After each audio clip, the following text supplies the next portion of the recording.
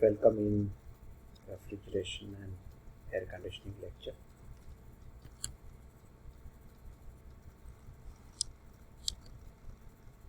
Today we'll see the applications of refrigeration and air conditioning in refrigeration and air conditioning. So if you see before starting the applications of refrigeration and air conditioning, we will see the basic definitions of refrigeration and air conditioning. Refrigeration is the process of removing heat from a body so that its temperature is first lowered and then maintained below the atmospheric temperature. While if we see the air conditioning is defined as the simultaneous control of temperature, humidity and air movement along with the purity of air. If we see the difference between the refrigeration and cooling is that the cooling is the process in which only we reduce the temperature. While in case of refrigeration, we reduce the temperature and maintain below the atmospheric temperature. So that is the basic difference between the refrigeration and cooling. So if we see the applications, different applications of refrigeration and air conditioning, that is, first one is domestic refrigerator, second one is domestic air conditioning, third one is automotive air conditioning, evaporative coolers, water coolers. And in commercial refrigerations, the applications are dairy plant, cold storages and ice plant. While in commercial air conditioning, the applications are multiplex and hospitals. So first we'll see the domestic refrigerator, but before studying the domestic refrigerator, it is necessary to study the basic fundamental vapor compression cycle. Because most of the applications, that is 95% applications, are based on your basic vapor compression cycle. So here you can see this is the block diagram of vapor compression cycle, in which there are four basic components. First one is your compressor, second one is condenser, third one is expansion device, central expansion valve, and fourth one is the evaporator, where we require the cooling effect. If you see the working of this basic vapor compression cycle, that is low pressure, low temperature vapor refrigerant is coming at the inlet of the compressor, and after that compressor compresses this low pressure, low temperature refrigerant, and its temperature increases and its pressure also increases. Then it goes to the condenser, where it condenses and this vapor refrigerant is completely converted into the liquid form after the condensation. After this liquid refrigerant, this goes to the expansion device, and in the expansion device, expansion valve, some part of liquid refrigerant is converted into vapor, and this liquid plus vapor refrigerant goes to the inlet of the evaporator. So at the inlet of the evaporator, here we require the cooling effect. So it takes the heats from the space where we require cooling effect, and it's again converted into the total vapor form at the outlet of the evaporator. Again, this low pressure, low temperature vapor goes to the inlet of the compressor, and this cycle continuously working in the same manner, that is with the help of these four components: compressor, condenser, expansion valve and the evaporator. If you see the first application, that is domestic refrigerator. In domestic refrigerator, here you can see this is the picture of domestic refrigerator inside view of the domestic refrigerator. So a domestic refrigerator is essentially a small cold storage where several food products such as ice cream, meat, fish, milk, fruits, vegetables, water, etc. you can store at low temperature, at reduced temperature.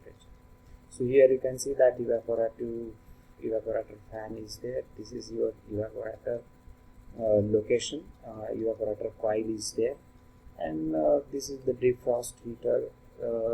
This is the insulation inside this evaporator, and then basic components are there into the domestic refrigerator also, as it works on vapor compression cycle. That is nothing but your compressor is located at the bottom of the domestic refrigerator.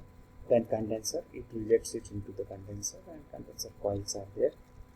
Then expansion device is nothing but the capillary tube we are using into the domestic refrigerator, and this evaporator coil. So these four components and basic fundamental working is based on your vapor compression cycle. So this is the clear view of your domestic refrigerator, in which these four components are shown, that is compressor, condenser, then capillary tube, or you can call it as a metering device also, and the evaporator. The second application is the window air conditioning. In window air conditioning, you can see that the window air conditioning is a unit in which the condenser and evaporators are fitted at two ends, and the hermetically sealed compressor is in the middle. So here you can see that in window air conditioning, that is here this total four components of vapor compression cycles are located in a single assembly, that is called as your window air conditioning. Here the condenser is in the outside region of the window, and inside region there is a evaporator. So these four components are combinedly located into a single unit, that is a window air conditioning. And if you see the split air conditioning, it is also the domestic air conditioning. You can call it as a split air conditioning. The type of split air conditioning, we call it as a split air conditioning because indoor unit and outdoor unit is split into two parts. So as the name suggests, this system is designed by splitting it into two parts. So it has a fan coil unit fitted inside the room, and the condensing unit installed outside. So we can see that is a fan coil unit, you can say indoor unit, and this is your outdoor unit, you can call it as an outdoor unit. So two units are connected by suction and the liquid line. So while in case of indoor air conditioning, both there are no separate units. In a single unit, all four components are located. So that is the difference between the window air conditioning and the split air conditioning. And third one is your automotive air conditioning. So if you see the main components of the automotive air conditioning are remaining the same components that we are using in vapor compression cycle, that is compressor, condenser, expansion valve, and evaporator. Along with these four components, you can see that is the magnetic clutch, as it is working on the engine in the automotive so that's why we are using this magnetic clutch for engaging and disengaging this air conditioning system. Then accumulator, receiver dryer. So these are the additional components along with the four basic components of vapor compression cycle. So here you can see that this is the passenger compartment where with the evaporator is located, and here you can see that compressor, then it goes to the condenser, and then after that expansion valve, and then evaporator. The same working as we already studied in vapor compression cycle, only the location of the component is important in case of your automotive air conditioner. So in that automotive air conditioning, if you see that is the compressor, condenser, and these expansion devices, while in the passenger compartment, you can see where we require the cooling effect, this evaporator is located.